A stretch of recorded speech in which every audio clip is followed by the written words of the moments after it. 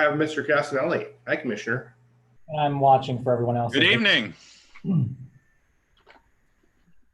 So you are live on YouTube, and we're getting ready to start the recording. I have Mr. Castanelli. Hi, Commissioner.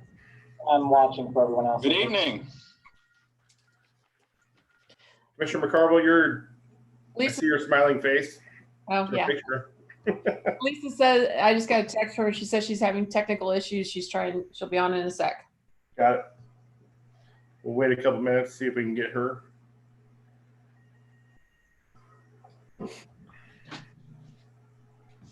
One of the things I forgot to mention, if anybody needs like a break or I need to go to the bathroom, water, somebody tell me. So like raise your hand, throw something at me, do something. Rhonda, wherever your background is, I want to go hang out there.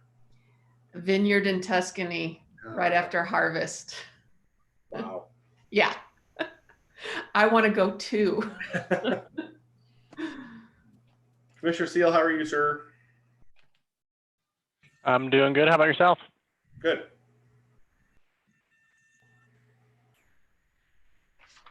Ryan, are you only expecting Lisa? I think that's it. Yeah, Commissioner Grove and Commissioner Pitts are not here this evening. Okay. You'll see me in here twice. One is my screen share, so the presentations will look better than they have in the Okay. past. I'm now managing 3 screens, so forgive me. We trust you. Hey, Chris. Yeah. Lisa said she's on, but she's on the other side. Can they move you to video? Yep, just found her. Okay. And just while we're getting started, guys, we're going to try to, anyone who wants to be on video for the meeting as they're presenting, we're going to try to get them incorporated. So we're kind of guinea pigging a little bit for council. So we'll hopefully, if someone wants to be on video, they can utilize that. So we give equal access to the applicant and the public. So kind of up to them, but just a little new quirk that Chris gets to balance. Ryan, before you start, one more question, then I'll stop. Yes, sir. I see there a Joe in the attendees. I don't know if that is staff Joe Dotson or if that is someone else, but if staff are in there and need to be have permissions changed, if they can raise their hand. When they don't have their full name, I don't quite know who they are. And Staff see Joe Joe in Dotson is the here. mix. okay, I see Joe here. Okay, different Joe. No worries. Thank you. Okay, so with that, I think we're ready to start. Hi, Commissioner Holland. How are you, ma'am? So at this time, I'd like to call to order the regularly scheduled meeting of the Meridian Planning and Zoning meeting for the date of May 7th. And let's start with roll call. Thank you, Mr. Chair. Commissioner Holland, Here. Commissioner Seal, Here. Commissioner McCarville, Here. Commissioner Casanelli, Here. Commissioner Fitzgerald. Here. Absent are Commissioners Pitzer and Grove. Thank you, Madam Clerk. Just a quick rundown, see if we can run this through real quick on how we're going to run things via Zoom. On your screen, you'll see the commissioners who are present for this evening's meeting. Also on the call, you'll see city staff, the city attorney's office, and staff from our planning department will be on the call to present and help us with the applications. Everyone else that is online on the Zoom call are attendees. You may observe the meeting and we can see that you are here. However, your ability to talk and be seen will be muted. During the public testimony portion of the meeting, you'll be unmuted and able to comment. As we mentioned before, we're going to try to make sure everybody has the ability to be on screen if you'd like to be. And so we'll work with the clerk's office to take care of that.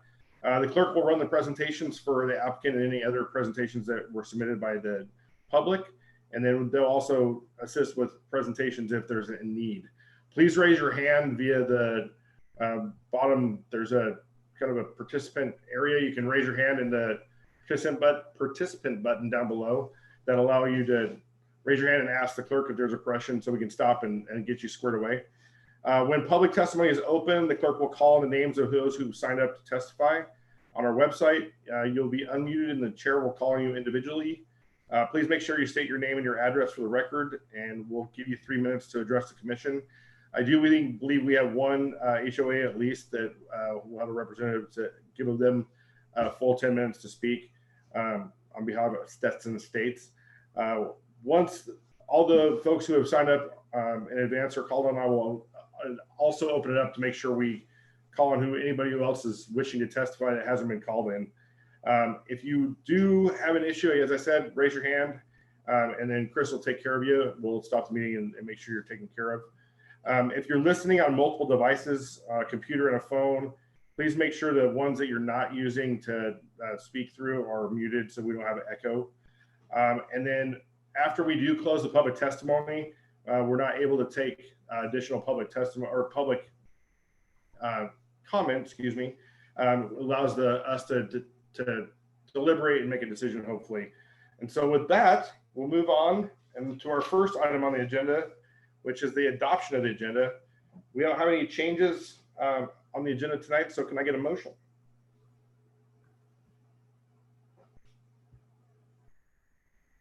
Mr. Chair, Commissioner McCarville.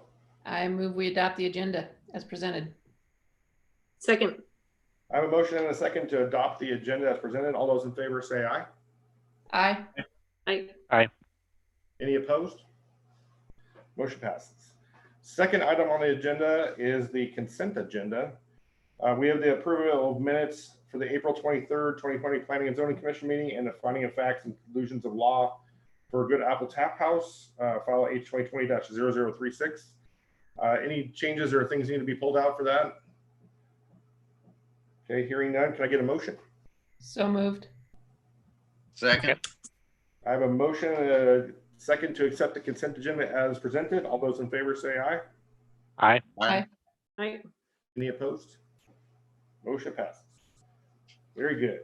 So moving to the first item on the action item agenda is a public hearing that was continued from March 19th, 2020 for Victory Commons, file H2019-0150. And let's start with the staff report. Bill, you want to take this one, sir? Do. Thank you, Mr. Chairman, members of the commission. First item on the agenda this evening is the Victory Commons preliminary plat. The site consists of 16.74 acres of land currently zoned CG in the city limits. There is two parcels as part, and they're being re-subdivided as part of the preliminary plat this evening. One parcel's address is located at 330 South Meridian Road, and the other parcel is 130 East Victory Road. You can see in the slide before you this evening, the future land use map, the zoning map, and the aerial map.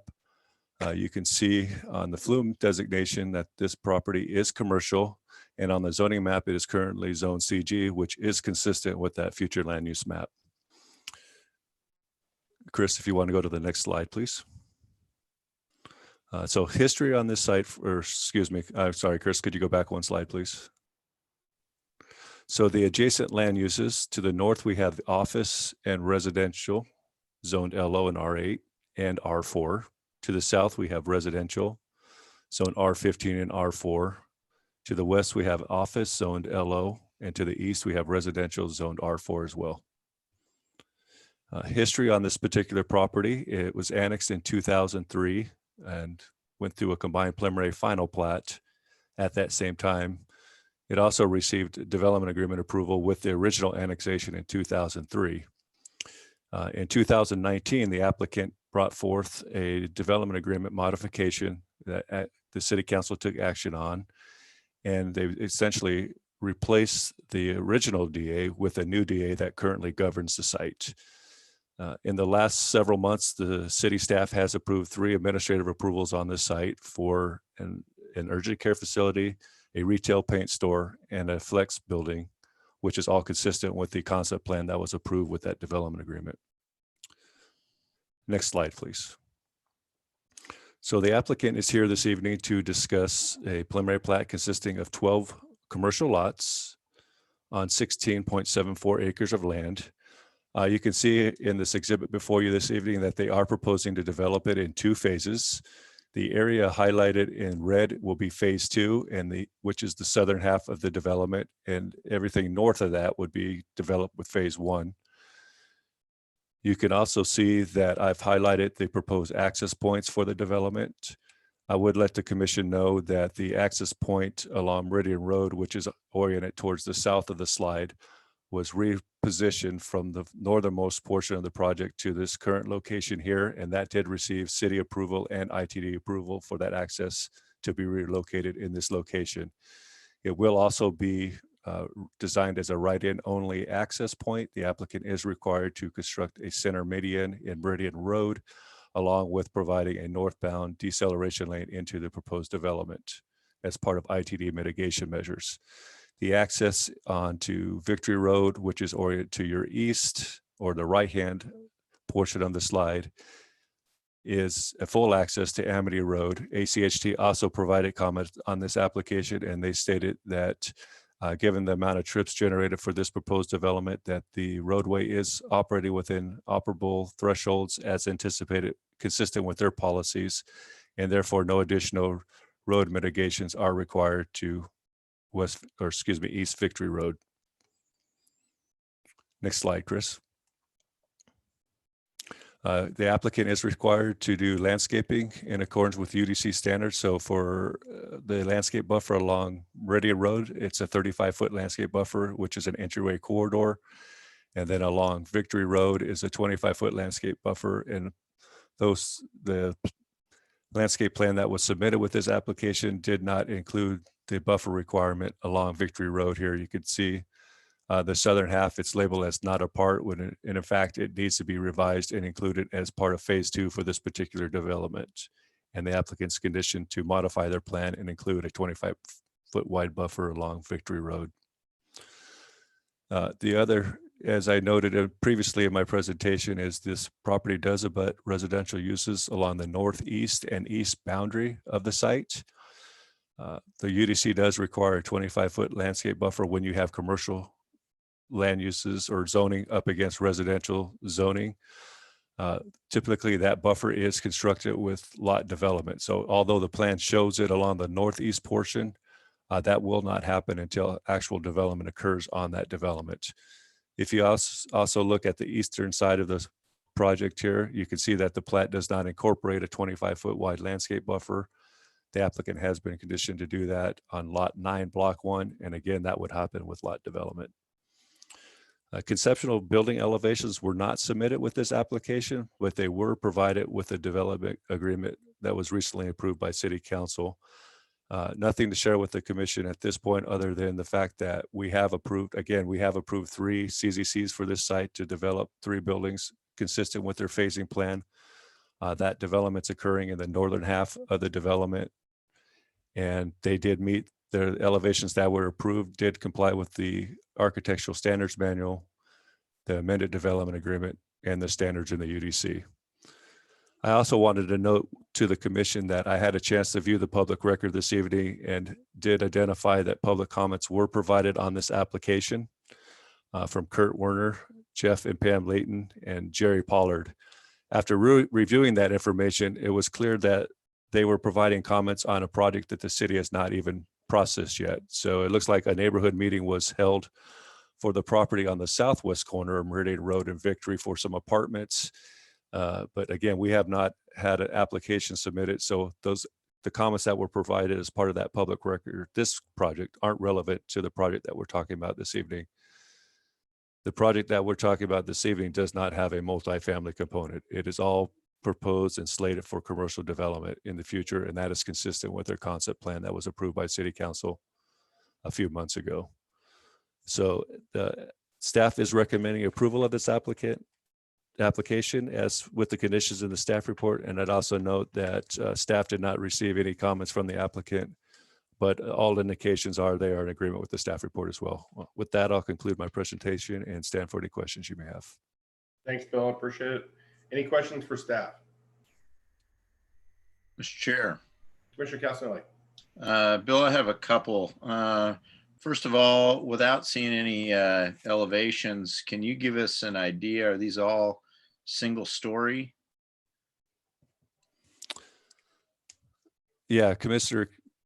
Chair, members of the commission, Commissioner Casanelli, that's a good point that you bring up. If you had a chance to read through the staff report, and particularly the comprehensive plan section, we were looking for compatibility with the adjacent residential subdivisions. There were some neighbors that were opposed to the DA modification when it went forward because they were concerned about the buildings blocking their views. And so as part of that process, the City Council did add a provision to the recorded development agreement that restricts the height of the buildings on this site to no more than 35 feet. So everything in here, although could that be a 2-story building? Yes, but again, the maximum height limit in this particular development is restricted to 35 feet, consistent with a residential district. Okay, and another question there. Bill, there's on the, I guess that would be the far northeast corner of that parcel. And I'm not sure off the top of my head what phase that's in, but there's a path from the adjacent subdivision there.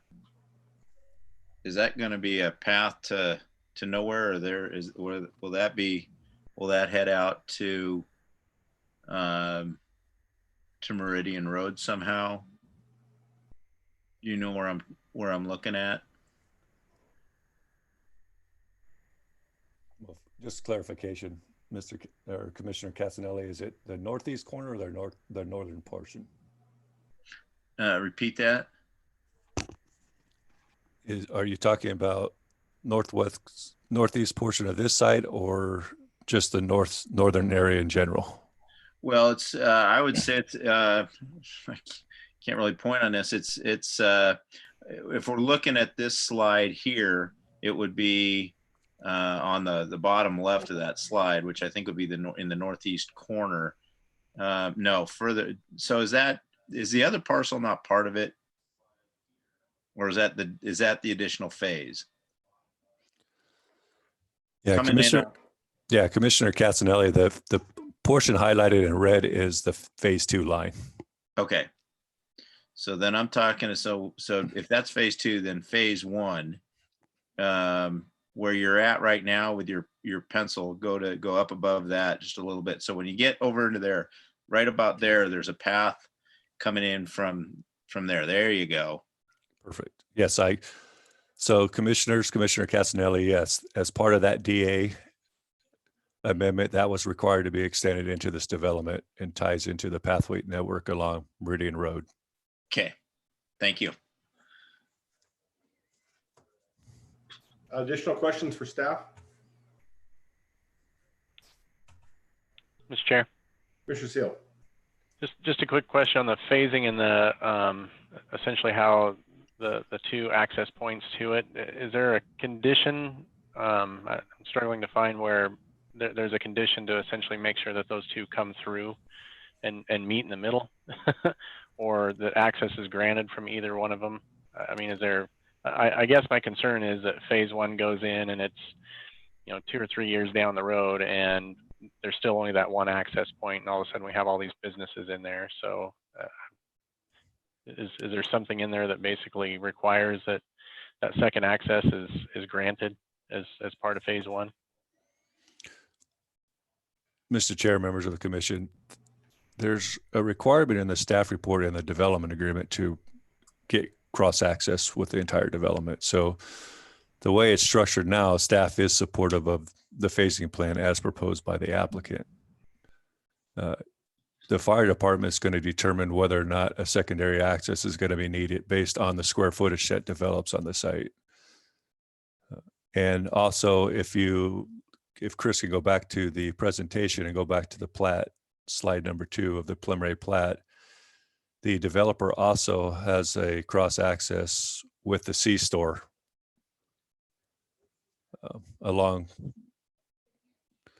And so there will actually be 2 access points to Meridian Road with the first phase. It's just that later access to Meridian or Amity to Victory may be a little bit longer, but there's still dirt road. And if the fire department needs emergency access, the applicant owns the property, so they have the ability to make that happen. Okay, thank you. Yep. Any additional questions for staff? One more question, Mr. Chair. Go right ahead. Bill, the caveats that you mentioned about landscaping buffers needing to be adjusted, I'm assuming we captured that in the staff report and we wouldn't need to include that in a motion, right? That is correct. Yeah. The recorded DA actually requires a landscape buffer to happen along Victory Road with the first building on the site, and that's currently under construction. So the applicant's going to have to get the plan amended and get it to staff pretty quick so they can get that built per their development agreement. Thanks, Bill. Any additional questions? Mr. Wardle, welcome, sir. Good evening. Can you hear me? Yep. All Go right. ahead. Please give us your name and your address for the record, and the floor is yours, sir. All right. So I'm Jeffrey Wardle. I am counsel for the applicant on this application. My address is 251 East Front in Boise. We're glad to be here in front of you. I think Bill did an excellent job of describing what we have proposed and the background. We think the background of this site is pretty important. So if you could click to the next slide. In 2003, 2004, as he indicated, it was annexed into the city, was zoned CG with the development agreement. The development agreement and the zoning at that time were consistent with the then existing comprehensive plan, which had designated the area for commercial development.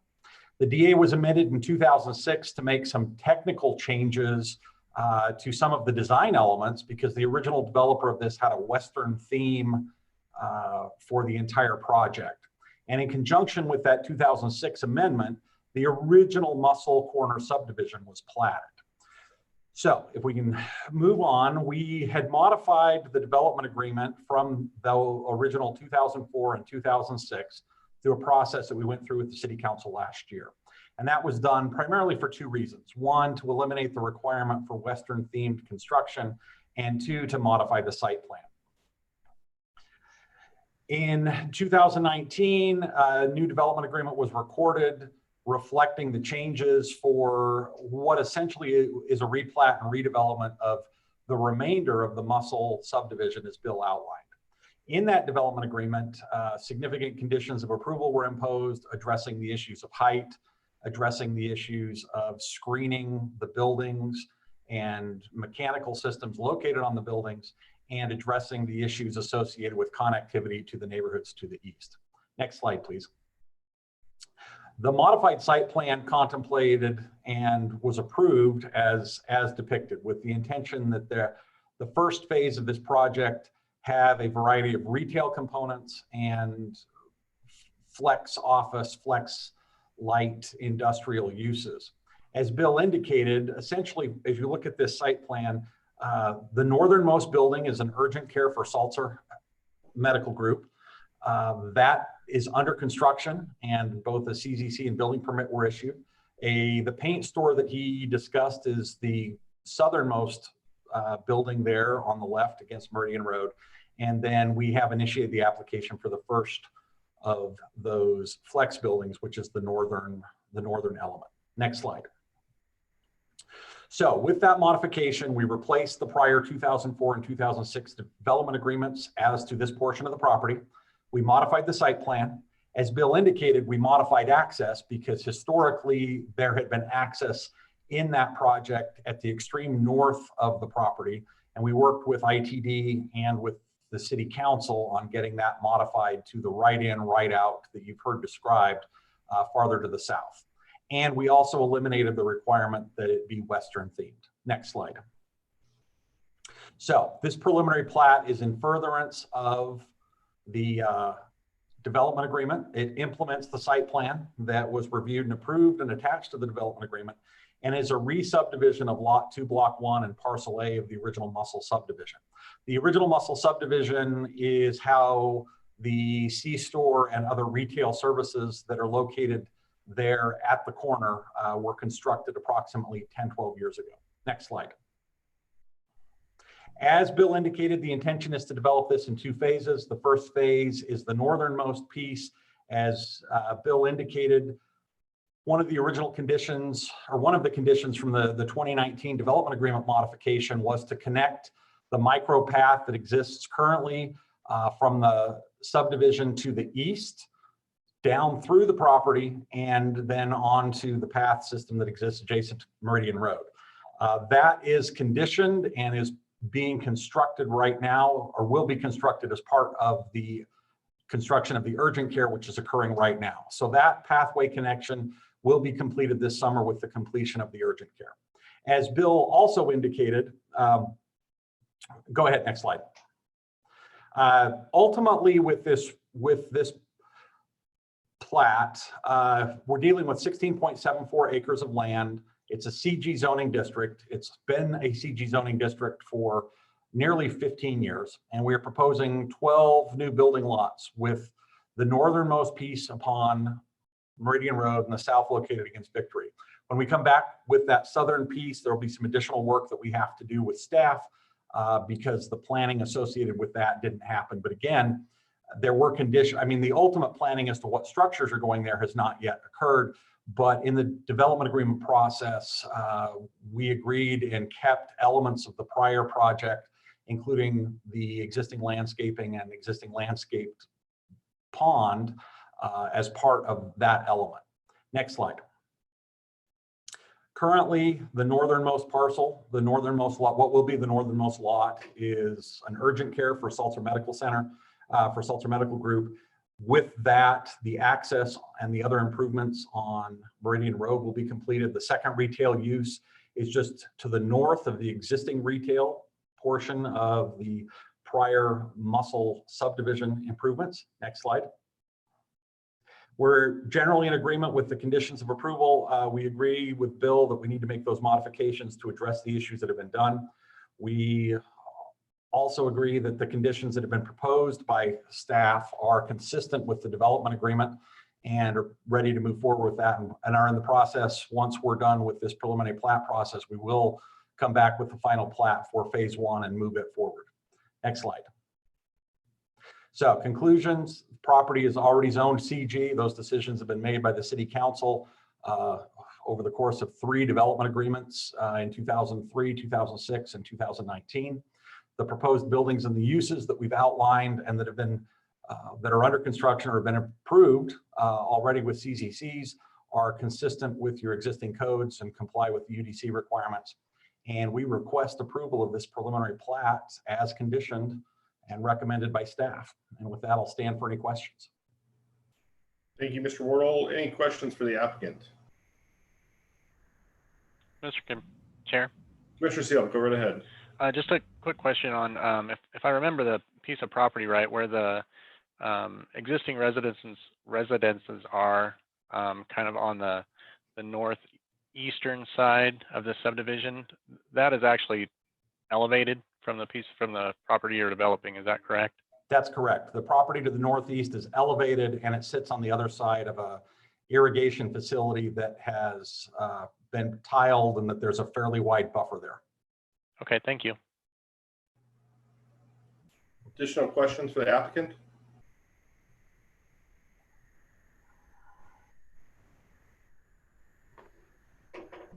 Well, thanks, Mr. Wardle. We appreciate it. We'll come back to you if there's public comment and let you close, sir. Madam Clerk, do we have anyone on the line who would like to testify on this application? Mr. Chair, we had one other person sign up besides Mr. Wardle, and that's David Weiler. Okay.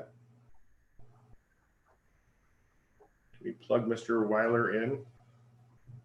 Mr. Chair, this is Chris. I do not see him in the attendee list unless he is calling in by phone. So if you are in here, Mr. Weiler, if you can press the raise hand button, or if you are on your phone, press *9. We can identify who you are and get you able to speak.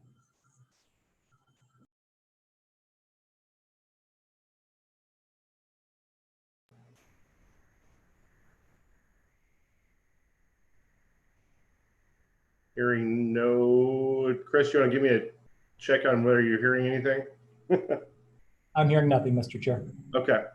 Is there anyone else that would like to raise their hand via Zoom or hit the *9 and click in that you'd like to testify on this application?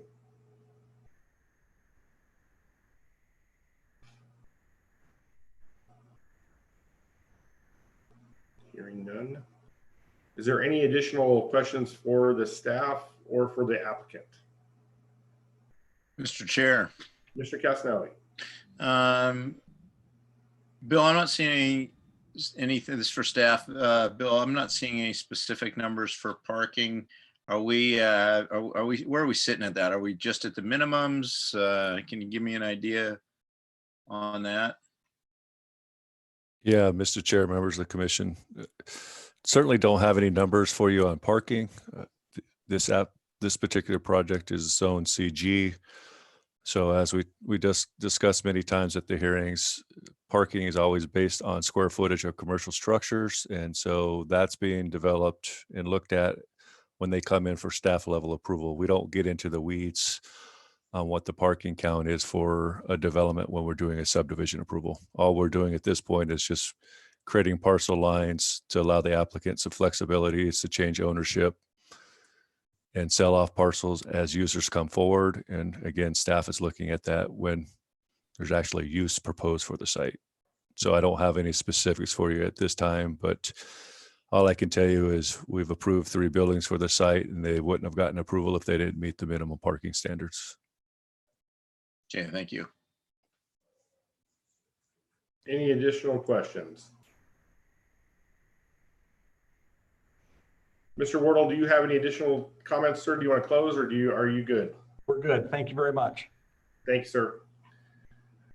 Well, if there's no additional questions or comments, can I get a motion whenever it's appropriate? Mr. Chair, I move we close the public hearing and move to deliberation. Second. I have a motion and a second to close the public hearing on H 2019-0150. All those in favor say aye. Aye. Aye. Any opposed? Motion passes. Okay, team, what do we think?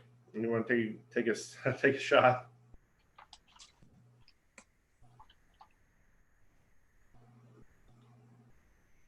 Mr. Chair, Mr. Seal.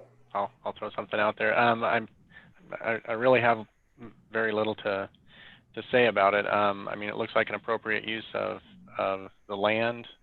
I'm happy to see that there isn't going to be a lot of school-aged kids coming out of this. Be some businesses. Looks like they've taken care of their access points and providing what's needed for the fire department to safely access as everything gets developed. So I really see nothing in here that's concerning to me. I think I'm in agreement. Absolutely. Yeah. Mr. Chair. Mr. Holland.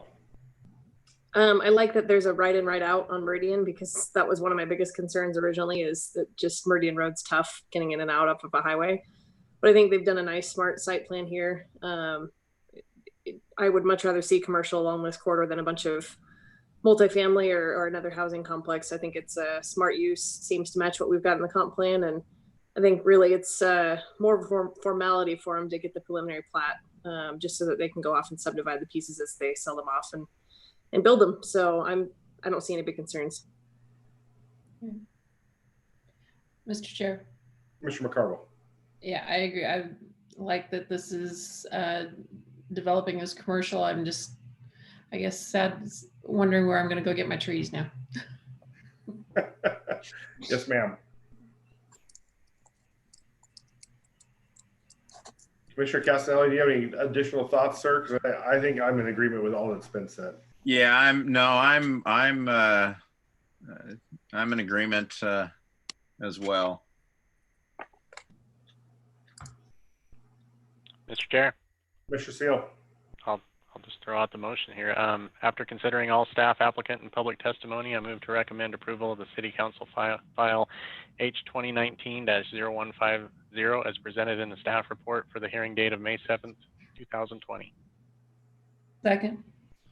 I have a motion and a second to recommend approval of file number H 2019-0150, Victory Commons. All those in favor say aye. Aye. All right. Any opposed? Motion passes. Mr. Wardle, thank you for being here tonight. Good luck, sir. We will see you soon, I'm sure. Moving on to the second item on the agenda, we have a public hearing that was continued from April 2nd for TEAKWOOD Place subdivision, file number H 2020-0006. And let's kick it off with the staff report. Joe, are you taking this one, I believe? Yes, sir, that is correct. Sorry, had to unmute myself there. Good evening, commissioners. Glad to be here. The project before you is for Teakwood Place subdivision for annexation and preliminary plat. As you can see on these maps, the future land use, zoning, and aerial, we do have, no, wait, I did not correct those. That is my fault. That is not the right pictures. I could have swore I did that. I apologize. Next slide. The request before you is for annexation and zoning of 7.35 acres of land with a request to zone the property R8 and a preliminary plat consisting of 28 building lots and 4 common lots to be built in 2 phases as proposed. For vicinity, this is near the corner of Locust Grove and Victory Road, is to the east of Locust Grove, just to clarify. The gross density is 3.95 dwelling units per acre, and the net density is 5.64 dwelling units per acre, with the minimum property size in this development being approximately 4,900 square feet, with an average lot size of approximately 7,342 square feet. According to the submitted plat, all buildable lots appear to meet the UDC dimensional standards for the R8 zoning district. The first proposed phase will provide all public streets and 24 of the 28 proposed building lots. Access is proposed via extending an existing local street, East Fathom Street, from the neighboring subdivision to the west, which is Tradewind subdivision. And that is the only access, the only normal access into the property. An emergency only access is proposed with phase 1 as well, and it will connect the extended local street, East Fathom Street, to East Victory Road, and it is right along the western boundary of the property. North on this preliminary plat is to the left of the screen.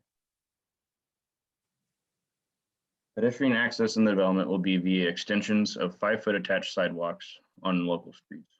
The micro pathway that runs next to the emergency access road and connects the frontage improvements on East Victory Road is also proposed. Additionally, a small section of 10-foot multi-use pathway is proposed to be constructed along the 8 Mile Creek in the northeast corner of the property and will eventually connect with the large open space lot near the center of the development. To be clear, the 8 Mile Creek is not on this property, and so there is no discussion regarding keeping it open or anything like that. It is not on their property. The applicant is proposing to keep the existing home, some of its accessory structures, and its existing access onto East Victory Road until phase 2 development. And then an additional 4 building lots will be developed with accesses onto the local street within the development and not onto East Victory Road. In addition, the applicant is requesting that the existing home does not connect to city services. Staff is not supportive of the phasing plan as proposed. Staff recommends the development be constructed in 1 phase and the applicant amend the plat to include the existing residence on its own lot and block in the subdivision and require the home connect to city utilities with a new access to the proposed extension of East Fathom Street, or remove all of the existing structures identified as phase 2 and develop the 4 additional lots as proposed. A minimum of 10% qualified open space, meeting the standards listed in UDC 11-3G-3B is required. Based on the proposed plat of 7.35 acres, a minimum of 0.74 acres of common open space, qualified common open space should be provided. The applicant is proposing approximately 52,737 square feet or 1.2 acres of open space or 16.47%. Consisting of a 10-foot multi-use pathway, common lots with open space, and half of the arterial street buffer to East Victory Road. The applicant's open space exhibit labels 42,000 square feet of that 52,700 square feet as qualifying, which is approximately 13.13%. The open space is proposed to be available across both phases, with most provided in phase 1. However, staff notes that the open space calculation does appear to duplicate area. It appears to include the paved emergency access and does not remove the paved area from the temporary cul-de-sac that does not count towards any open space, qualifying or not. And that temporary turnaround, as you can see, is proposed on the north side of the proposed East Richardson Street, the east. After removing redundant open space and the paved areas on the common open space lots, staff calculates approximately 29,600 square feet or 0.6 acres and 9.25% of qualified open space, which is below the minimum required 10%. Staff removed the area for the temporary cul-de-sac proposed on one of the common open space lots and the 30-foot wide emergency access easement area from the open space calculation. I did this because the emergency access easement is not shown to be landscaped per UDC requirements, and therefore staff does not find it appropriate to include this area in the qualified open space. If the applicant were to pave 20 feet of that 30-foot easement as required for emergency access, and then landscape the 5 feet on both sides of it per UDC standards, that area could be added back into the qualified open space calculation. In addition, if the required temporary turnaround was flipped and placed on the south side of East Richardson Street and on one of the adjacent buildable lots, more open space would be available to the residents in this subdivision immediately. The temporary turnaround does not have to be a cul-de-sac. It could be a hammerhead type turnaround that would only make one lot unbuildable until the road is extended, rather than the two if a temporary cul-de-sac was flipped. Staff recommends this change because there is little guarantee to the city that the property to the east will ever develop, and therefore little guarantee that the temporary turnaround will not become a permanent turnaround and the development loses out on that open space. Approximately 4,800 more square feet of qualified open space would be added to this project with the recommendation regarding the temporary turnaround. By following this recommendation and the landscape recommendation regarding the emergency access, approximately 9,200 more square feet of qualified open space would be added, making a total of 38,834 square feet, exceeding the minimum 10% required by code by approximately 6,000 square feet. And staff has added conditions of approval within the staff report for all of these comments regarding open space and phasing and access. The applicant did respond to the staff report regarding this open space and provided another revised open space exhibit. They removed some of the area on the emergency access, and they also added more open space to the large open lot in the center, but that still does not address staff's concerns with phasing and the temporary turnaround. But I did want to note that to the commissioners. Next slide, Chris, thank you. The applicant also provided staff with conceptual elevations of the proposed single-family homes. The single-family homes are depicted as mostly single-story with a variety of finished materials, stone, stucco, brick, and lap siding combinations. Some homes are also depicted with extra large garage spaces for at-home RV storage. All single-family homes appear to meet design and architectural standards. Upon review of the density, proposed use, and the submitted elevations, the request for the R8 zoning and the density proposed meet the future land use designation of medium density residential. There was also multiple submittals of written testimony for this subdivision. Most of those dealt with the single access point to the property being from the west and through Tradewind subdivision. Most of the concerns were obviously about increased traffic, safety, and that, the standard concerns regarding that. We did have some other concerns regarding the multi-use pathway in the northeast corner of the property. But again, that is not going to be or impede on the 8 Mile Creek because it is going to be well outside of its easement, and the 8 Mile Creek is not on this property. So the applicant cannot do anything with that. In addition, there was some concerns with pathway connection to the subdivision to the south. The resident, Mike McClure from the Tuscany subdivision, stated that he would hope a connection could be made from their subdivision to the south to this one. However, their existing pedestrian pathway is too far to the east and does not abut the area of this property that is owned by this owner. It is actually a different owner. So unfortunately, that is not something that staff could condition. Overall, staff does recommend approval of the requested annexation and zoning with the requirement of a development agreement and approval of the requested preliminary plat, but only with the conditions of approval noted in the staff report. And with that, I close my presentation and I will stand for questions. Thank you, commissioners. Thanks, Joe.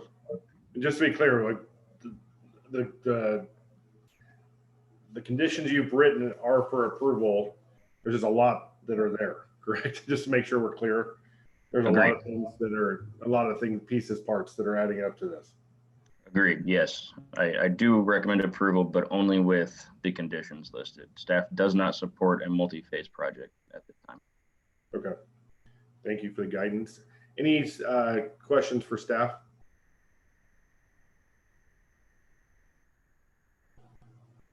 Commissioner Holland, you're muted. Yeah, I know. I realize that. One question for staff.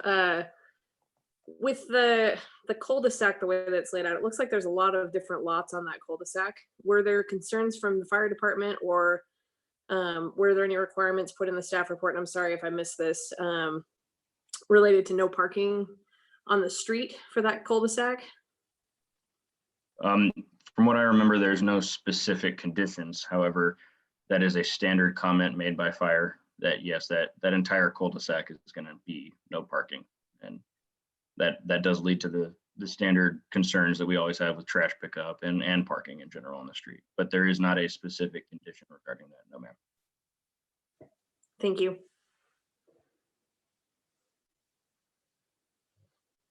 Any additional questions for staff?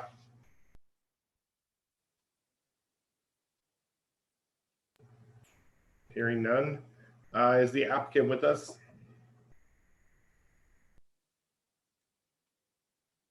Mr. Chair, he's on his way in. He's coming in as a panelist now. Thanks, sir.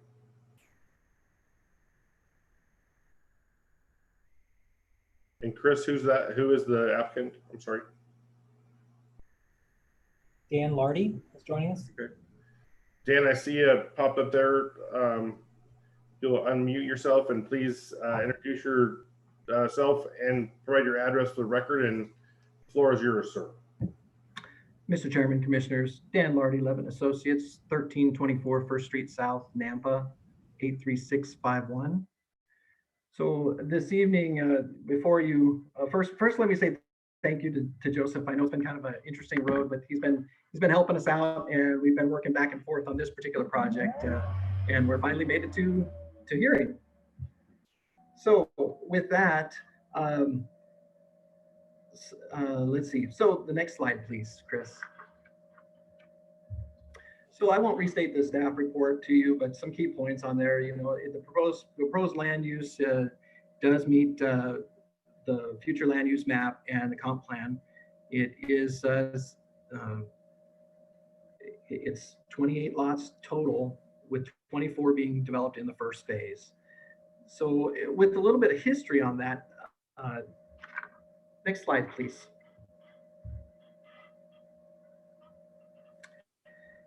So the homeowner has lived there, and they live in the front there up off of Victory. You can see their home. I don't know if I'm pointing or not, but up front along between the creek and the subdivision along Victory. They've lived there since the 1990s. They watched the ground develop around them, and now they've wanted to take on less responsibility, and they want to exercise their private property rights and develop their ground without being uprooted from where they are. They've come to enjoy Meridian and their location there. They prefer it. So, which is the reason why we're asking for the phasing request. The phasing request allows the homeowner to live in their home because they enjoy it. The majority of the project, again, will be phased in phase one. The homeowner would like to continue to live on the oasis that they've grown to love in their Meridian. The homeowner's driveway, they like to maintain that driveway. They're already in the park. They're already in the traffic count for ACHD's traffic count on this particular sub. They're not going to increase until they develop phase two, and phase two will take access off of the internal roadway. ACHD has granted this allowance. Also about the turnaround, the turnaround on the one that heads to the eastern, originally we had shown that as a hammerhead turnaround, and we submitted that to ACHD. ACHD did not allow the hammerhead turnaround, even though it is what we discussed with staff originally. ACHD said no, they don't believe that that's going to be developed anytime soon, so they would prefer that it be a cul-de-sac turnaround. Next slide, please.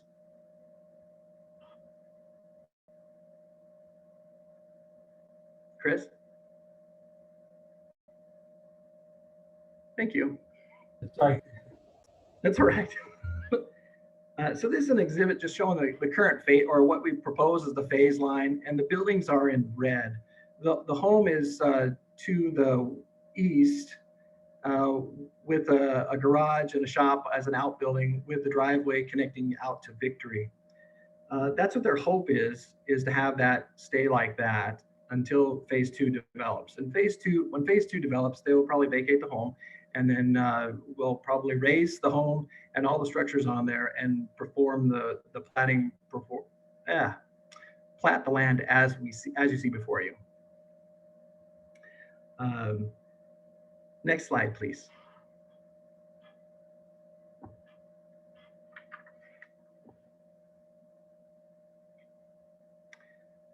So this is the revised open space exhibit that Joseph had alluded to in his discussion. We got staff's report, and then we started looking at it, and flipping that cul-de-sac to the south, it encumbers those 2 building lots there, which is probably too big of a burden to ask for the developer because that basically renders those 2 lots unbuildable and unusable until that road ever goes forth. It connects to the east. And per the staff report, they believe that it's not ever going to extend to the east or make that connection, at least not for some time. Next slide, please.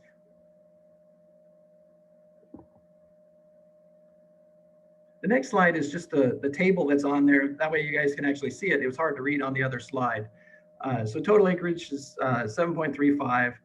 The open space is still 17.36%. But the qualified open space, we'd like to reflect that it's 11.14%.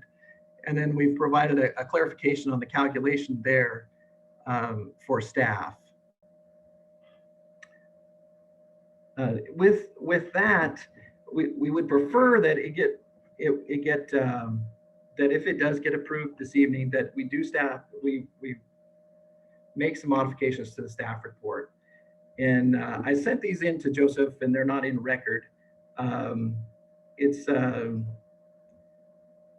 I guess I should have put them in this slide work here, but it's actually per section 881B. We'd like that to be request the phasing as planned.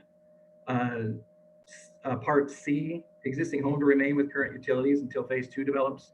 E, close existing driveway to be, existing driveway to be closed with development of phase 2. 10-foot multi-use path to be constructed with the development of phase 2. Victory improvements to be constructed with phase 2. And then the qualified open space, 11.14%.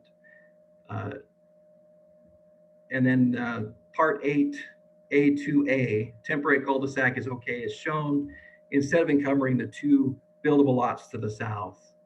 And then 8A4A, temporary cul-de-sac okay is shown. With that, we could accept the approval or appreciate the approval of the staff report, and that if those could get modified, that's what we request. Next slide, please.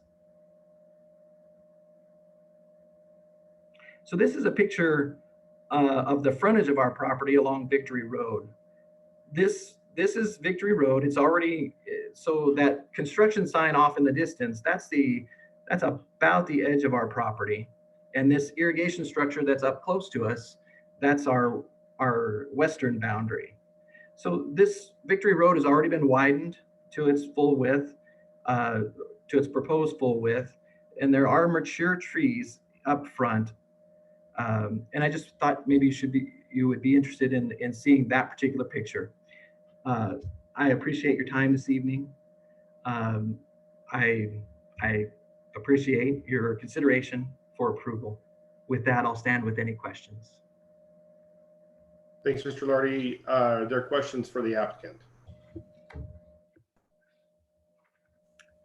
Mr. Chair. Mr. Castelli, go right ahead, sir. Dan, I didn't see a whole lot in ACHD's approval with regards to access off Victory. Obviously, long term, they're not allowing it. Yeah, we've got access from the north side of Victory.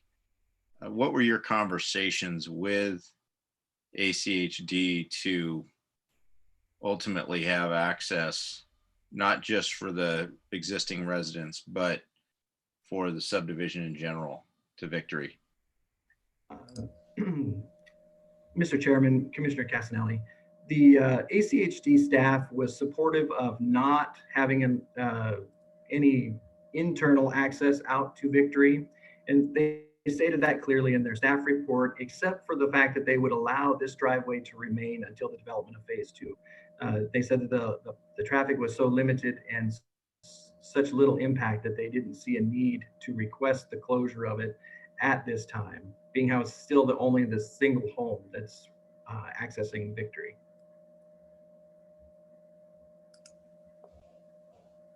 All right, thank you. Mr. Holland? I was trying to capture all of the requests that the applicant had on modifications that they would like, but I'm loading the reply that they had to staff, and I think all of those are written in there if I remember right. But I may come back and ask you to recap that for us just to make sure we don't miss what you were asking for, so we can have it written down to discuss. Mr. Chair, Commissioners, thank you.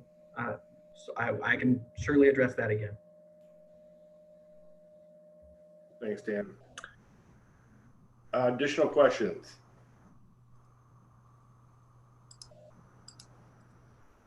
Dan, I do have one. The concern I have on the temporary turnaround, I understand that you went to a hammerhead look on that. The challenge I have is when we take away, when we phase this out, there could be a long-term impact for not having open space if we decide to never do phase 2. Can you comment on that? Because I think that's or at least my concern, is we're going to lose control of it from the city side.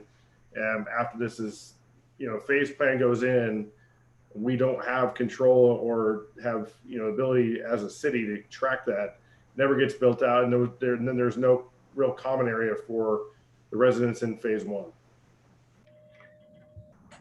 Mr. Chairman, Commissioner Fitzgerald, the majority of that lot is already open space, and yes, it only gains you 4,800 square foot of open space if that hammerhead or that roadway ever connects through, and we can recapture that cul-de-sac. The majority of this open space is in phase 1. It doesn't have the pathway connection. You're correct, out to Victory or the multi-use pathway that is on lot. Let me squint really hard here. I think that's lot 5 or 6.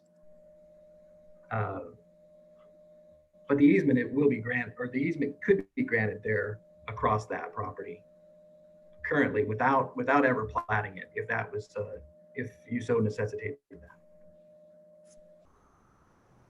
Okay, thank you. Any additional questions for Mr. Lardy?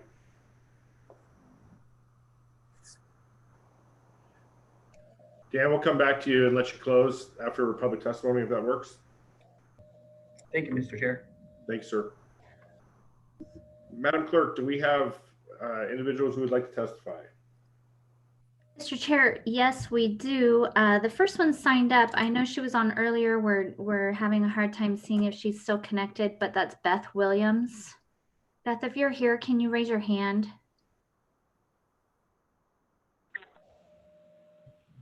Hi, this is Beth Williams and David Andrus. We own 1975 East Victory, and we are the property to the east. Can you hear me? Yes, ma'am. Go right ahead. Thank you. My name is Beth Williams and David Andrus. We own the property to the east, 1975 East Victory. We have the 8 Mile Creek, and the road is dead ending into our property. The questions that we have and our concerns are, as I hear, they say, about our property, them wanting to access our property and whatnot eventually down the road, which I'm curious about. And I think he just stated something about requiring an easement on our property. which I'm hoping is not correct.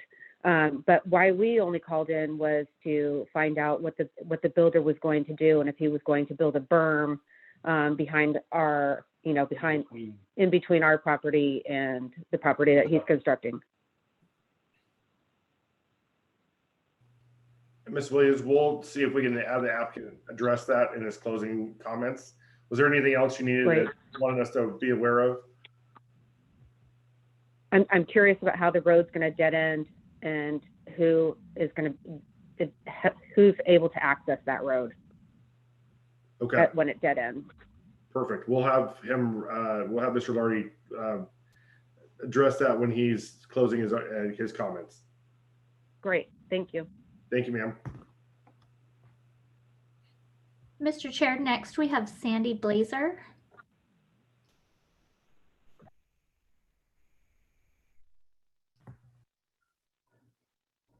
Ms. Blazer, are you with us yet? I see you. Yes, Hey, Sam. thank you. This is the first time I've used Zoom, so You're doing well. We're all newbies, I think, as we grow through this. So thanks for your patience. Please introduce yourself and state your address for the record, and the floor is yours, sir. thank you. My name is Samuel Blazer, or Sandy is my nickname. I reside at 3370 South Como Avenue. We're on the western abutment to the proposed development. And you have a copy of the basic letter that I did send in an email letter that you have for your records there. Two major concerns. The major concern, of course, is Fathom. All of us that are in trade winds, we have like approximately 41 homes. And we didn't expect to be subject to a situation where we're going to have traffic that's total for almost 78 homes. So that's a major concern for quality of life for us. And the other concern I have, which I think has been mitigated by the elevations, is that I recommended or would like to see that whatever homes are on Como, most of which are single story, we have some two-story, that the homes on the TEAKWOOD development sort of mirror that height situation where we have a single story abutting to a single story on Como, and if there's a two-story or a higher elevation, that it backs up to the two-story homes on Como. And those are really the only two concerns that I have. We appreciate you being here tonight. Thank you for sharing your concerns with us, and we'll have the applicant address that as well. Thank you. Thanks, sir. Take care. You too. Mr. Chair, last on our sign up list is Patrick Thacker.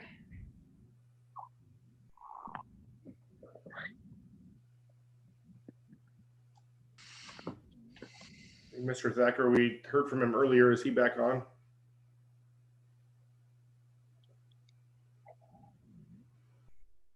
Chair, he is now in the room. He may just now be getting, he's unmuted. Yeah, can you hear me now?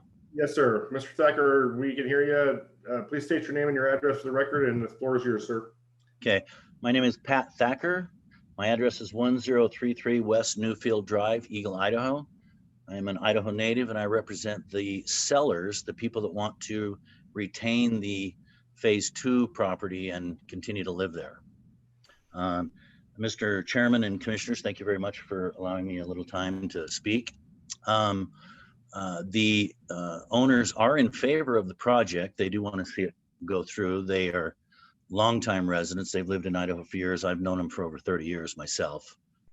They're getting on in years, but they do want to continue to live there and continue to have a couple of their old mares and one of their shops. They're going to give up the barn and a lot of the property. And so their concerns are the plat that we were looking at with the open space is a little bit different than we were expecting to see.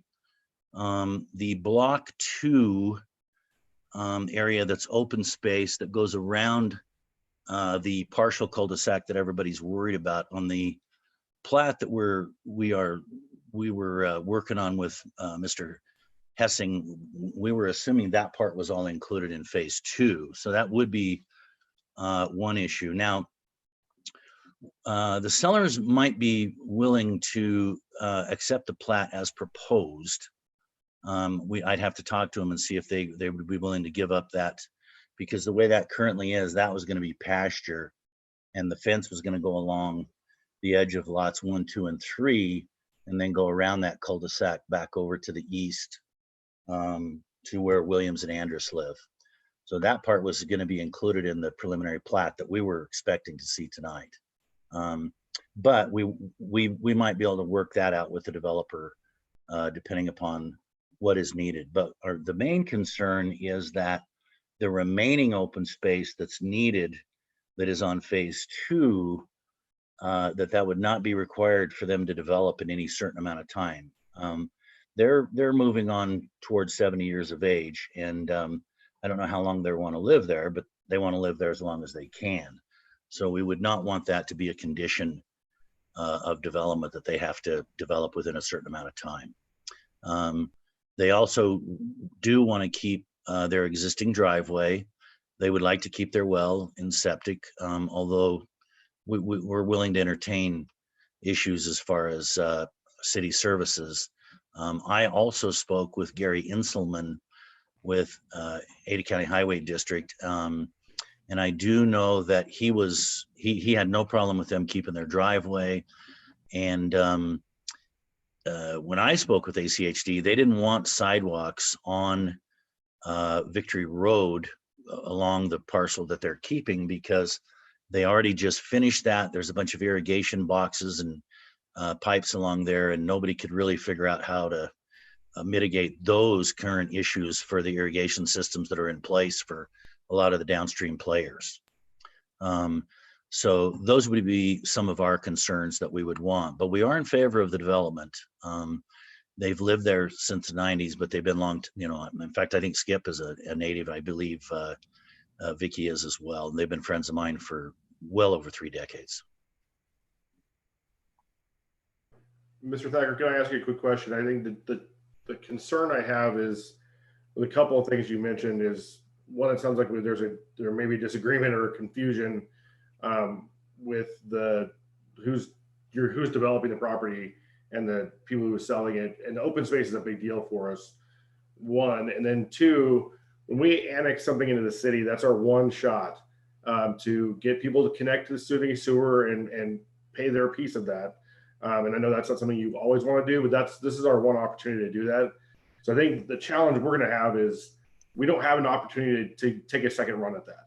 And so kind of when you develop infill like this, you kind of got to do it all at once, and you kind of got to bite the bullet and go. And so I understand the wanting to keep the house, and we do that a lot, but there's other pieces you kind of got to balance out. Okay, well, any response there? Yeah, you know what, they would be willing, because we've talked to the developer about it, and he was very cooperative, that if we have to, he would help us, and we would be willing to hook up to city services. So that would not be a something where we'd put our pick in the ground and say, no, we won't do it. That is something we'd be willing to go along with. Okay. So far, we've had a real good relationship with the developer and the engineers. I know sometimes, especially lately, it's been so hard to have meetings where we can meet face to face and kind of work out issues. And I didn't get to the staff report as soon as I want. I hadn't seen this particular. We have had 5 or 6 different conceptual drawings, and the current one is one of the ones we had seen. But we've gone back and forth on different portions. So that block 2 that I believe is lot 4, we're also willing to make some compromises there for open space. And I know that when I spoke with the developer, he was also willing. I haven't had enough time to talk to Dan. I know he's been busy and I've been busy. But I know the developer was willing to go ahead and, if they had to pave and landscape that emergency exit, and then maybe if we could modify the way lot 4 block 2 is for the open space for phase 1, maybe we could take up part of that part that is on that goes behind lot 1 and 2, you can see where phase 1 and phase 2, that line, the very easterly most line that goes, it runs east and west, but it divides phase 1 from phase 2. If that line were continued straight out to the center of lot 2, and we could grab that portion for phase 2 and leave the rest of that for phase 1. I mean, we've been working with the developer quite well, so we'd be willing to, work on some of those issues to satisfy both the city and the developer. Appreciate that. Thank you. And any additional questions?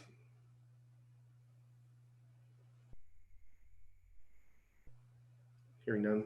Thanks, Mr. Smith. Really appreciate you being here. Can I just bring one more thing up on that open space? If we can work out some sort of a compromise there, the one thing we do want is we don't want a limitation on how soon the Richardsons would have to move or develop phase 2, because they've lived there a long time, raised a lot of dogs and horses and babies there, and so that's it's their home. And in the last like 5 years, they spent a lot of money on a remodel, so it's a pretty nice house, and it's pretty specific for what they need in their as they get older. Okay, thank you very much. We appreciate that. Thank you very much for allowing me to speak.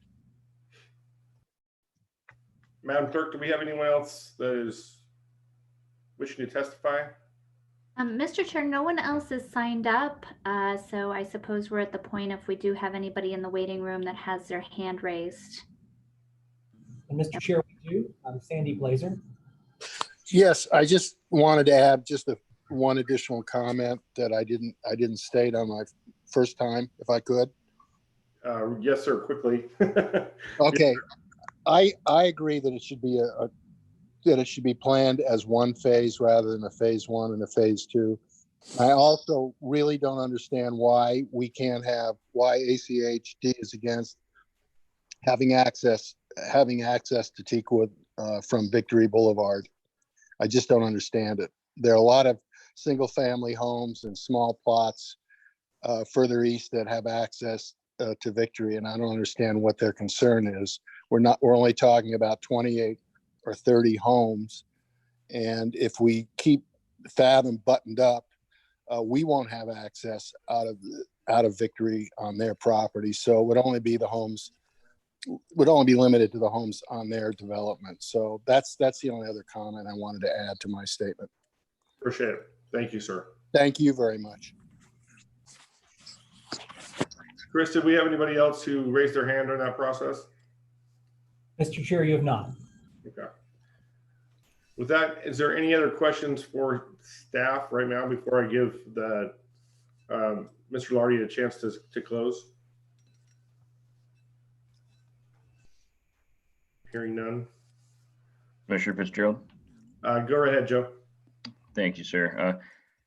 Commissioner Fitzgerald, Commission, I just wanted to clarify to both the representative of the sellers and to Commission regarding this open space.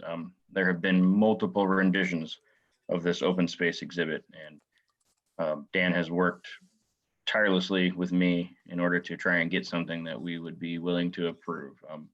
We're working to try and get more open space in phase 1, because again, we don't know how long it would be until phase 2, if there is a second phase, in order for that to develop. I can assure you that staff is not supportive of taking further open space away from phase 1, because again, and that is reiterated by the representative for the sellers, that it's probably not going to be anytime soon. So having that temporary cul-de-sac and then less open space on that lot really doesn't leave a lot for these residents, because that other open space lot on the western portion is a drainage lot. So it's not going to be really conducive to kids playing and kicking and balls around and things like that. And then the one on the north is going to have a pathway in it, which again, more pedestrian foot traffic rather than actual open space to be used. So I just wanted to reiterate that, and hopefully the representative of the sellers does understand that this is one of many renditions that we've had. And I apologize that it hasn't been relayed to you, but we have been working to try to get this right for everybody. Thank you.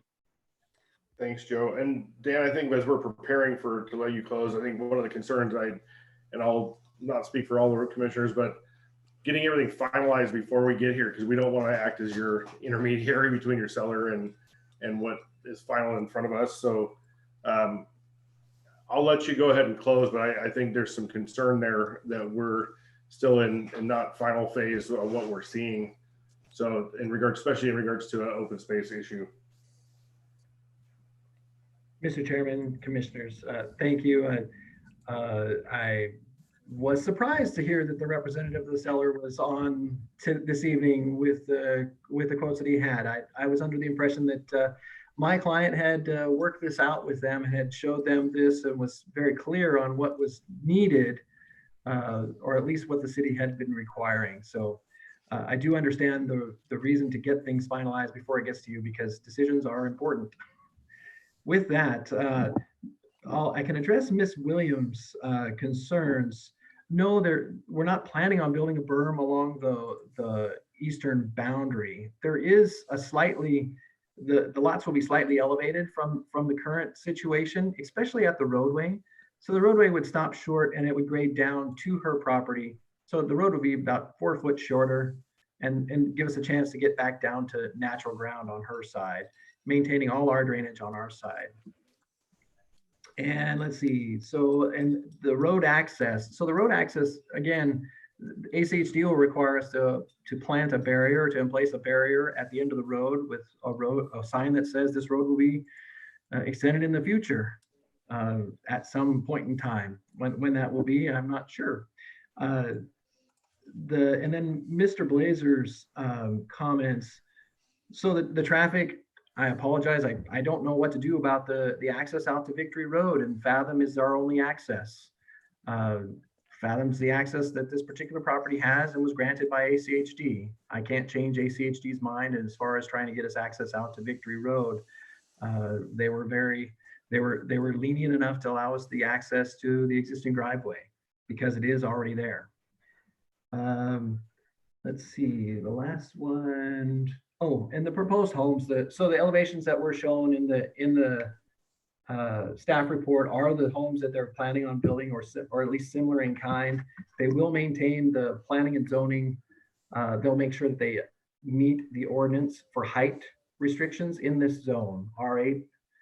I don't have it in front of me. I'm trying to remember what the height restriction is at this particular location, but they're not going to build any skyscrapers.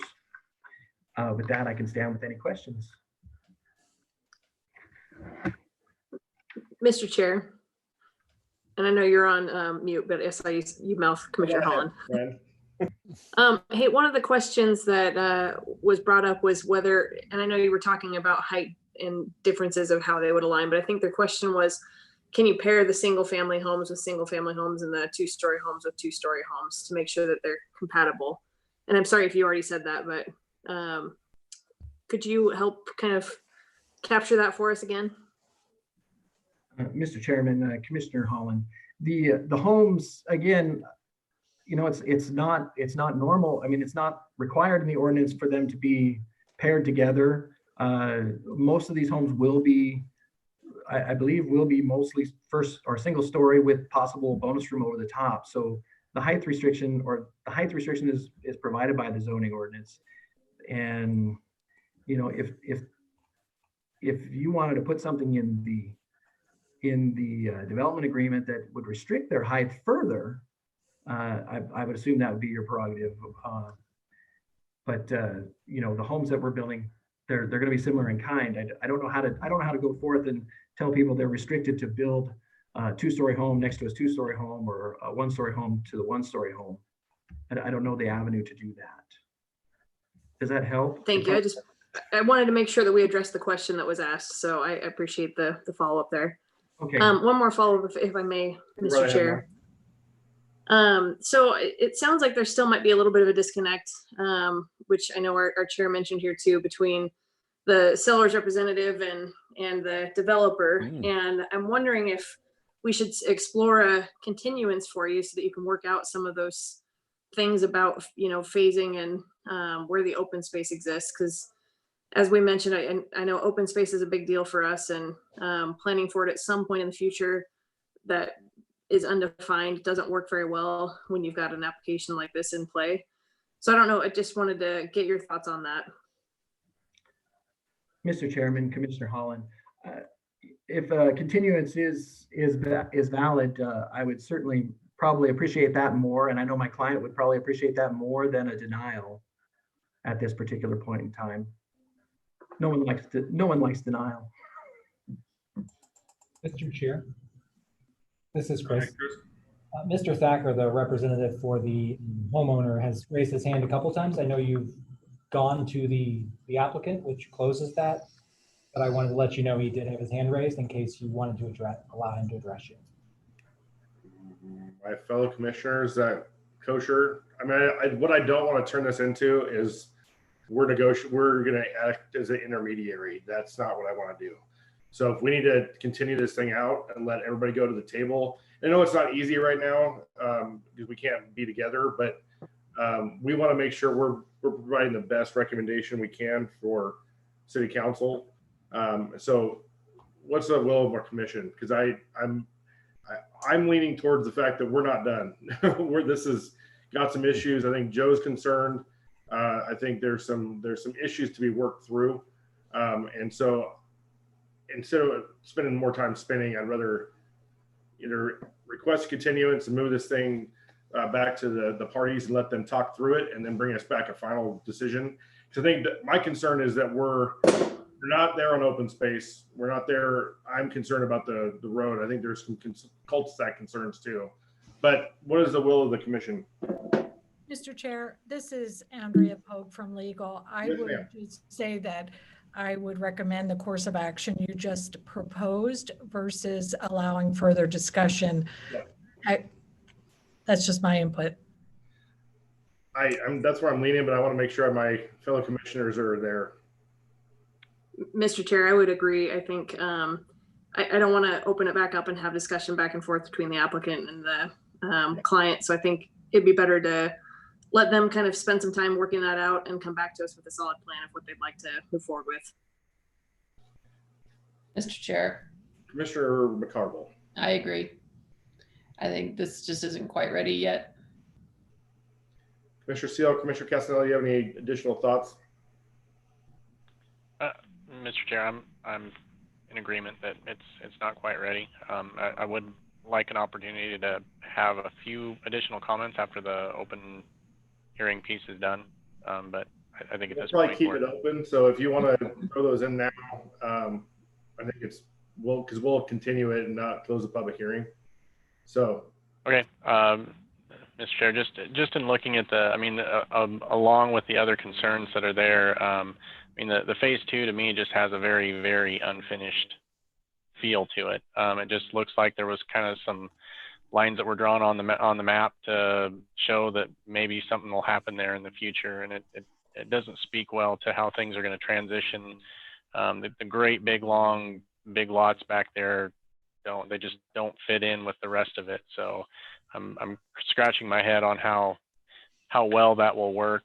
The other part of this is there's nothing preventing them from just selling that piece of property outright or willing it to somebody or something along those lines. So I'm very concerned about that transition into a phase 2 if they did do it in phases to begin with.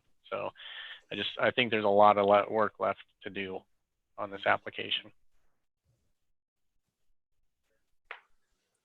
Mr. Chair. Commissioner Hall. If I can add a couple more comments, I would agree with Commissioner Seal's comments there. Phase 2 looks a little bit funky to me as well. And I think it'd be cleaner if they just made it one lot with the existing home that's on it and tie it in with the subdivision as staff recommended and put it as one phase. And if they decide to sell that house at some point in the future and raise it for future development, they would come back with another plat at that point in time. Agreed. Mr. Mr. Chair. Castanelli, go right ahead, sir. Yeah, I'm in support of a continuance as well, and a couple of comments. I've actually a couple of questions for Joe, if I might. Joe, is what is there a maximum allowable number of lots, and if so, what is that from off of one access? Because we've got one access point, and it could be indefinite off of Locust Grove. Commissioner Castanelli, Commission. The limit, from what I understand, for fire is 30 homes. However, this was not stated outright to me, but I'm using some deduction here. The emergency access out to Victory Road is why that is there, in order to allow more than 30 homes off of the singular access through the Tradewind subdivision. Is there a limit though, even with not from the fire standpoint, but just from a development standpoint? Based on regular traffic. I mean, we've got that emergency access is there, but again, that for fire. But I'm talking about for regular, from a regular traffic standpoint. Commissioner Castanelli, Commission.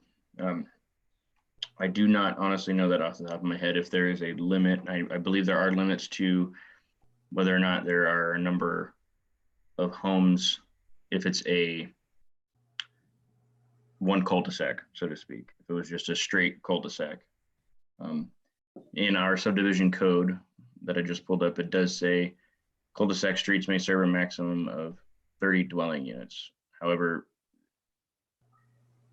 where that street begins and where it is kind of the question mark here, because technically if we're doing just the entire subdivision, then we're under that 30 homes, because as soon as you get into the trade winds, you have additional streets. So we're walking a fine line there. Just wanted to be clear on that. Okay. And the other issue I have, if assuming that we continue here, if I'd like to see some additional information, because from ACHD, the only traffic studies they have are on, the only numbers they have are Victory. We're not even accessing Victory here. There's nothing on Locust Grove. So if you could encourage, reach out to ACHD, and the next time we see this, have some information on Locust Grove, that would be helpful. If you could, please. Commissioner Castanelli, absolutely understandable on that one. That makes sense. Thank you. Thank you.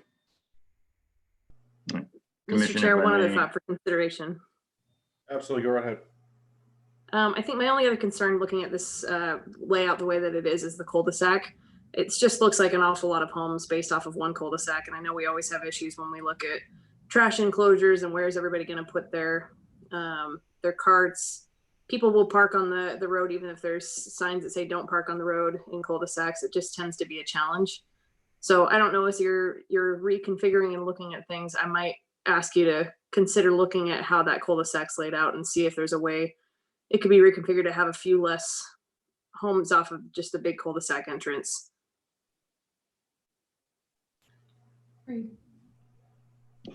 Commission, if I any additional comments? Sorry. No worries. Commission, this is Joe again. May I offer another?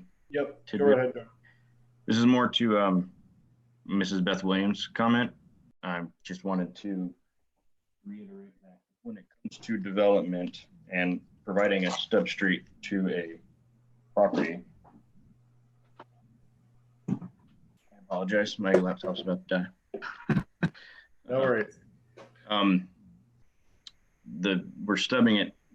It's proposed as stubbing to our property. And I think her question was more in concern that somebody else is going to develop her property. And just to be clear for everybody on that her property could not be developed until such time that she were to develop it or sell it off. So just wanted to be clear for that. And there would be a barrier there that people would not be able to drive through her property. And then also to clarify for her, the easement that he was speaking to, that Mr. Lardy was speaking to, was regarding the multi-use pathway that is on this property and not her property. It is on this property along the open space and along the 8 Mile Creek. Just wanted to clarify that for her. Thanks, Joe. I think that's important. I appreciate that. My next question to you is going to be really not very fun. When do you want to do this? Again, Dan, are you still on? Mr. Commissioner, yes, I am. I would guess that you're going to want this as soon as possible. Our calendar is crazy. So is it first available is what you're thinking, Dan? Unless you have something sooner, Mr. Commissioner. Okay. And Dan, I hope you got what we were kind of the gist of the statements that coming around. Did you have any questions? I do have one comment, Mr. Chair.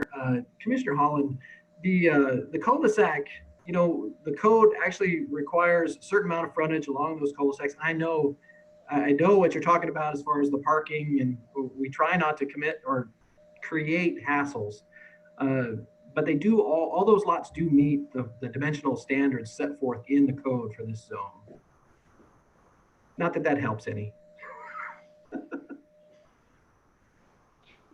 You know, one thought to consider, if I may, Mr. Chair, I've seen some cul-de-sacs where they bulb it out a little bit bigger so that they can put kind of an island in the middle for some parking. That might be something to consider that would be helpful. If there's a way to, I don't know, just kind of reconfigure that a little bit as you're looking at the layout. Just a thought. I mean, it's just a suggestion, but we'll be excited to see what you come back with us. Mr. Holland, thank you for your input. I really do appreciate it. Thanks. So Joe, with that information in hand, when do you think, looking at your schedule and schedule of our upcoming meetings and special meetings that we've got stacked up, when's the next available time frame we can be adding this to the list? Right. I mean, it depends how much you want to bury me or not. I have That's two... not my intention. Understood. Yes. I have two on the June 4th already. I have two on the June 17th already, or 18th, or whichever one that next is. So, and then I have also additional meetings every week of May and into June. So we are very busy. I don't know if doing it now or later is going to make that big of a difference for my workload. I do have, I admit, 2 conditional use permits on the 4th. So I guess adding this to then would be easier than bumping it to the next one, which has some bigger projects. Any on the special meeting, do we have anything going on the 27th? Is that the next meeting after that? The 28th, yes, I also have 2 on that one. Okay. Chairman Fitzgerald, on the 28th, there are actually 5 hearings scheduled for that evening already. Let's not do that. Yeah, there's actually, to be frank with you, Chairman, none of your meetings have less than 4 hearings through June 18th. Yep. So Commissioner Holland is going to lead and I'm going on vacation. Is that what I just heard? It sounds like we're going to have some late nights. Yeah, exactly. So Joe, I mean, do we have on the 4th, Madam Clerk, do we have 4 on that day? Yes, Mr. Chair, you do. So this would be number 5 if you added this one. So we have 2 conditional use permits that Joe's got, and then if we added this one to that. Yeah, you've got a conditional use permit, a rezone and a preliminary plat, an annexation, and another annexation and preliminary plat as well. I'm feeling sick. Sorry. Oh, I'm sorry. My bad. That last one was for June 18th. So yeah, so you have the conditional use permits, then the rezone with the preliminary plat, and then an annexation. Is everybody okay with moving it to the 4th? To get this thing moving down the road? Mr. Chair, Mr. Holland. I move to continue file number H-2020-006 to the hearing date of June 4th for the reason that the applicant worked with the client and the landowner on finding more appropriate open space balance, reconsider the phasing, take a look at the cul-de-sac and some of the other items discussed tonight. Second. Mr. Chair, Commissioner Seal. do we need to close the public hearing before we make the motion? Keep it open. Okay, thank you. Thanks for the clarification. So I have a motion and a second to continue file number H-2020-0006 TEAKWOOD Place subdivision to June 4th planning and zoning meeting. All those in favor say aye. Aye. Aye. Any opposed? Motion passes. We appreciate you being here, Dan. Thanks very much, and we look forward to seeing you on the 4th. Thank you, Mr. Chair, Commissioners. Have a good evening. You too. Thank you. Okay. Anybody need a break before we go into the next one? Because I would guess it's going to be long. Good. Plow forward. Okay.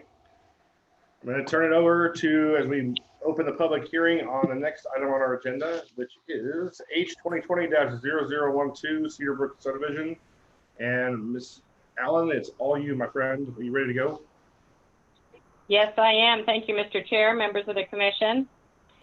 The next application before you is a request for annexation and zoning and a preliminary plat. This site consists of 118.58 acres of land. It's zoned RUT in Ada County and is located at 4185 South Linder Road. Adjacent land use and zoning, there are rural residential agricultural properties consisting of 5 acres and larger lots and parcels zoned RUT in Ada County. The comprehensive plan future land use map designation is medium density residential, which calls for 3 to 8 dwelling units per acre. Summary of the request: annexation of a total of 118.58 acres of land with R2 zoning, which consists of 9.48 acres, R4 zoning, which consists of 65.45 acres, and R8 zoning, which consists of 43.66 acres. Consistent with the medium density residential future land use map designation. A preliminary plat is proposed consisting of 330 buildable lots, 38 common lots, and 4 other lots on 118.58 acres of land. The minimum lot size proposed is 4,828 square feet with an average lot size of 9,814 square feet. The gross density is 2.78 units per acre with a net density of 4.4 units per acre. The subdivision is proposed to develop in 7 phases. And that phasing plan is shown on the plat. It's included in your staff report. Access is proposed via 1 collector street, West Cedar Brook Drive, and 2 emergency only access driveways from Linder Road. 2 stub streets are proposed at the north, and 1 stub street is proposed at the southwest boundary of the site for future extension in accord with UDC standards. Each phase of development is proposed to have 2 accesses for emergency services. The access from the north from Victory Road will be constructed with the first phase of development per the emergency access plan approved by the fire department. The existing roadways in this area are rural in nature. There are no roadway improvements planned in this area until between 2031 and 2035, when Linder Road is planned to be widened to 3 lanes from Amity Road to Victory Road, and the Amity-Linder intersection is planned to be reconstructed. Linder Road between Victory Road and Overland is planned to be widened to 5 lanes, and the Victory Road-Linder Road intersection is planned to be reconstructed between 2021 and 2025. The proposed development falls within the interim Southwest Sewer Phasing Plan as developed by the Meridian Public Works Department. As such, it will require the construction of a temporary sewer lift station, trunk line, and pressure sewer force main at the expense of the developer.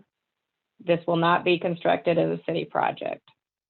The applicant has proposed an alternate location for the lift station, and Public Works has no issue with their proposal in principle. However, the applicant shall be responsible to construct trunk line sewer back up to Linder Road and along the Linder Road frontage. Qualified open space is proposed in excess of the minimum 10% required by the UDC. A total of 20.74 acres or 17.5% is proposed, consisting of a large central common area with a pond, linear open space with pathways, common areas greater than 50 feet by 100 feet in size, parkways along streets, and collector and arterial street buffers. Site amenities are proposed in accord with UDC standards from the quality of life, recreation, and pedestrian or bicycle circulation system categories. A swimming pool and clubhouse, pool house, a multi-use sports court, and picnic area next to a large pond containing benches, a covered shelter, and picnic tables are proposed with the first phase of development. And a pocket park with play structures consisting of faux logs and boulders is proposed on the other large common area in third phase. Next slide, please. The staff recommends an additional amenity is provided, consisting of children's play equipment, such as a climbing structure, slide, swings, etc. Pathways are proposed through this site as shown on the pedestrian plan on the right. Two 10-foot wide multi-use pathway connections are proposed from the sidewalk along Linder Road that merge in the central common area and continue as one to the north boundary along the collector street. Internal pathways are proposed for interconnectivity, and detached sidewalks are proposed throughout the development adjacent to streets, with tree-lined streets. The Calkins lateral crosses the northeast corner of this site. The applicant is proposing to leave it open and improve the area as a linear open space with a pathway. Fencing is required to be installed to deter access to the waterway unless the applicant can demonstrate to the satisfaction of the director that the waterway serves as or will be improved to be a water amenity as defined in the UDC, in which case fencing may not be required. Fencing is not proposed around the large pond. If the commission and council determines this presents a safety hazard, a condition requiring such should be added.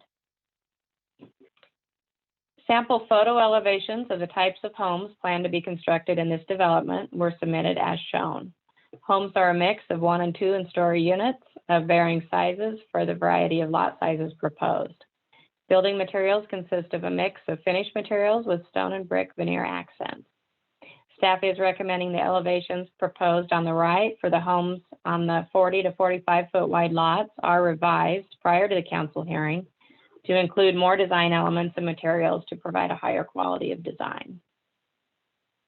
Because comprehensive plan policies address providing a variety of housing types to avoid any one housing type in a development and to provide more options to meet the financial capabilities of future residents, staff is recommending a variety of housing types, for example, attached, duplex, and townhomes added to the proposed single-family detached are provided. Only single-family detached homes are proposed within the development. The applicant has submitted a concept plan for a mix of attached and townhome units. Next slide, please. As shown, consisting of 24 units at the northeast corner of the development, resulting in an overall increase of 4 units and an increase in density from 2.78 to 2.82 units per acre. There have been several letters of testimony submitted on this application. I'm just going to read through those. They were kind of submitted within the last couple of days, several today. So I'm just going to hit the highlights of those so the commission's aware of those. First letter was received from Julie Langlois. And there were also letters from Clark and Michelle Robinson and Wayne Martin and Jimmy Lynn. They all have roughly the same concerns pertaining to the following issues: protecting their right to farm, raise livestock, process their cattle, and enjoy their view shed; capacity of area schools with all the previous developments that have been approved but not yet constructed in this area; inadequacy of existing infrastructure to handle more development in this area, with no plans to widen Linder Road in the near future, which is a 2-lane rural roadway with 4-way stops at nearby intersections, which they believe is inadequate to serve existing traffic, let alone traffic generated from already approved but not yet constructed development and the proposed development. Inadequate transition in lot sizes to adjacent 5 to 10 acre rural residential properties. They request a greater transition in lot sizes to 1/2 to 3/4 of an acre in size, with a 4.5 to 5 foot tall rolling berm with fencing at the bottom of the berm on the Cedar Brook side on the boundaries adjacent to Rock Ranch and Stetson Estates, with landscaping on the berm consisting of a deciduous tree and an evergreen tree every 60 feet with a maximum height of 15 feet, with 3 shrubs between each tree. Specific species requested in the letter. A letter from Kenzie Ward. She has similar concerns as those previously noted and requests the following: a greater transition in lot sizes at a minimum 1/2 to 1 acre in size, a greater setback along Linder Road so that when the road is expanded in the future, there will still be enough green space and landscaping to keep the rural feel of the area and reduce impacts on landscaping. Traffic concerns, school capacity concerns, and belief that it's not an efficient way to expand the city's infrastructure with the project's location on the fringe of the city.